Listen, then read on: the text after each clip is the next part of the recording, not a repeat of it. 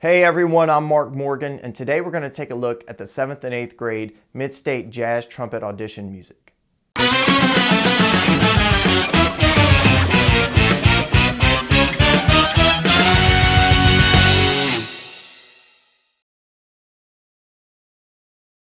I got the swing flues in a straight-ahead swing style.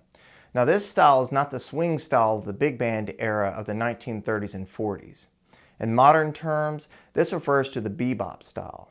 You might have seen this rhythm written at the top of a piece of music in your jazz band. Now this doesn't accurately reflect how we phrase in the bebop language. Bebop has a little smoother and more linear phrasing. Let's take a look at the first measure, for example. You have a quarter note followed by 4 eighth notes, an eighth rest, and then another eighth note tied into the next measure. If you were to play that measure in an early swing style, it would sound like this.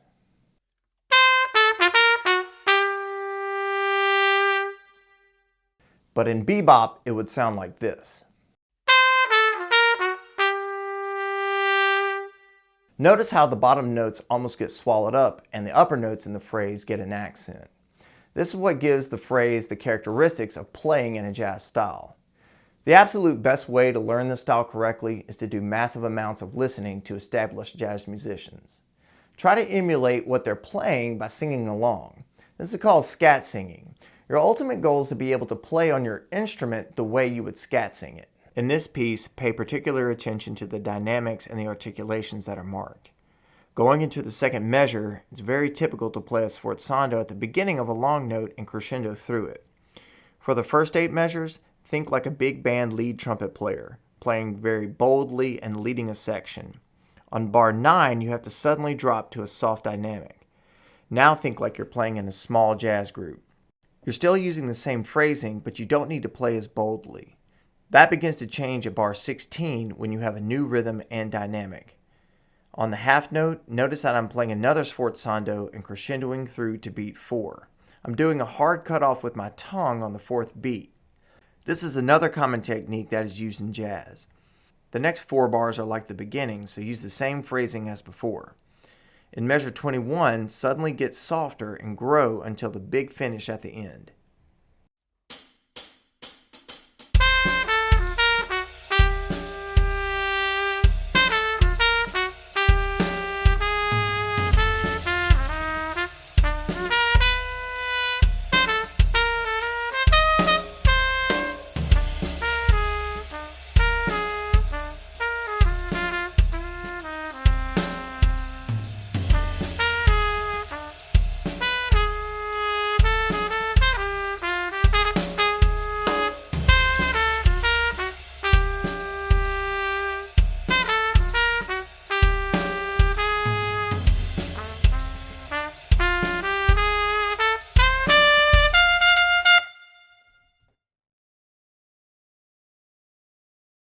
Carne is in a salsa style.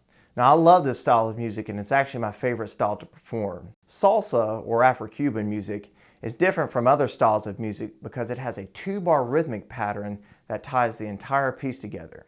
We call this the clave. Now this is a vast topic, but for the purposes of this video we're going to just briefly discuss the clave and what it means to the piece. The clave has 2 forms, 2-3 and 3-2. In 2-3, you have a 2-note rhythmic pattern in the first measure and a 3-note rhythmic pattern in the second measure, and it sounds like this.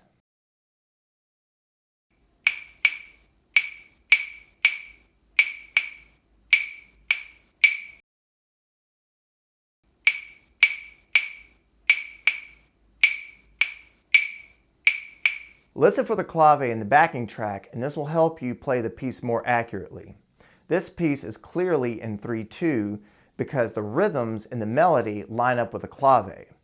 In the salsa style, we don't phrase exactly the same as we would in the bebop style, although there are some similarities. The salsa style is a little straighter than jazz. We use more of a forward or crisper articulation, especially on short notes. In jazz, sometimes we think about laying back on the beat, but in salsa, we need to stay more on top of the beat. Again, listening to this style of music is the best way to learn how to play it accurately. Make sure you're playing very accurate rhythms in measures 1, 3, and 5. In measure 7, notice that I'm playing long eighth notes and shorter quarter notes. I'm also crescendoing through each of these notes. This adds a little more intensity to the music. In measure 9, you're playing at a softer dynamic, but don't shy away from playing aggressively. Even though it's softer, that doesn't mean you need to lay back on the phrasing. Still play with a nice full sound in the low register. The final line starting at measure 15 has the same rhythmic pattern as measure 7. I'm going to slightly crescendo through each of those notes until the big finale at the end. Even though it's not marked, I'm playing a sforzando on the last note and crescendoing through it, even adding a little bit of vibrato. This signals a big finish to the piece.